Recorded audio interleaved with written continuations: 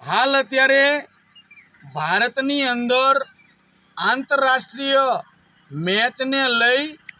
અને એક મોટું નિવેદનબાજી થઈ રહી છે। તો ભારતના વડાપ્રધાન નરેન્દ્રભાઈ મોદીને બહુ સ્પષ્ટપણે વિચારવું જોઈએ અને અમે બહુ સ્પષ્ટપણે કહેવી છીએ કે જે દેશ માત્ર ને માત્ર આતંકવાદ પેદા કરતા હોય, વારંવાર ભારત ઉપર પાકિસ્તાને આપણા લોકો ઉપર હુમલો કર્યો હોય, આતંકવાદીને મોકલતા હોય, પુલવાનો હુમલો હોય કે પછી એમને તાજેતરની અંદર ગામની અંદર જે હુમલો કરવામાં આવ્યો, ગામની અંદર હુમલો કરવામાં આવ્યો, તે આવા હુમલાખોરો જે પાકિસ્તાન કરતા હોય, આતંકવાદ પેદા કરતા હોય, તો આવા લોકોને ક્યારેય પણ ભારતની અંદર ક્રિકેટ મેચ રમવા માટે આમંત્રણ ન દેવું જોઈએ। ભારતના નાગરિકોને કોઈ એવી ક્રિકેટ મેચની જરૂર નથી। જો જે દેશ આતંકવાદ ફેલાવી અને આખા દેશને નુકસાન કરતો હોય, આપણા લોકોને મારતા હોય, તો અમારું બહુ સ્પષ્ટપણે નિવેદન છે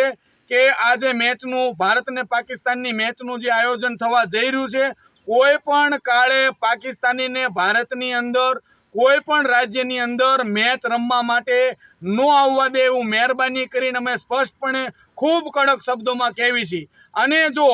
આ સિવાય આતંકવાદીને આ પાકિસ્તાન મોકલી વારંવાર ભારતની છબી ખરડવાનું કામ કરતો હોય, ભારતના લોકોને મારવાનું કામ કરતો હોય, તેમ છતાં ભારતના વડાપ્રધાન નરેન્દ્ર મોદી અને રાષ્ટ્રીય રમતગમતના મંત્રી દ્વારા આ પ્રકારના પાકિસ્તાનીઓને મેચ રમવા માટે આમંત્રણ આપવામાં આવતું હોય તો ભારતની પ્રજાએ પણ સમજી જવું જોઈએ કે કારણ કે આપણે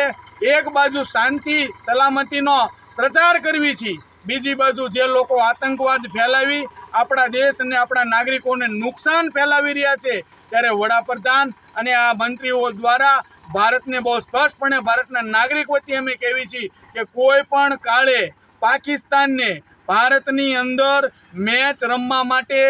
પરવાનગી ન આપવામાં આવે અને જો મેચ રમવાની પરવાનગી આપવામાં આવશે તો એ લોકોએ પણ સમજી વિચારીને આયોજન કરવું, કારણ કે ક્યાંક ને ક્યાંક આપણે શાંતિ અને સલામતીની વાતો કરતા હોય અને બીજી બાજુ આવી રમત માટે પાકિસ્તાનના ખેલાડીઓને અહીં આમંત્રણ આપી છીએ। અમે કોઈ પણ કાળે આ ચલાવી લેવા માંગતા નથી। આતંકવાદ ફેલાવનાર પાકિસ્તાનને જડબાતોડ જવાબ આપવાના બદલે અહીંયા બોલાવી કોઈ મેચની જરૂર નથી, જેથી બહુ સ્પષ્ટપણે વાત કરવામાં આવે છે કે પાકિસ્તાન અને ભારતની મેચમાં કોઈ પણ પ્રકારે પાકિસ્તાનના ખેલાડી હિન્દુસ્તાનની અંદર ન આવે એવું અમારું મંતવ્ય છે।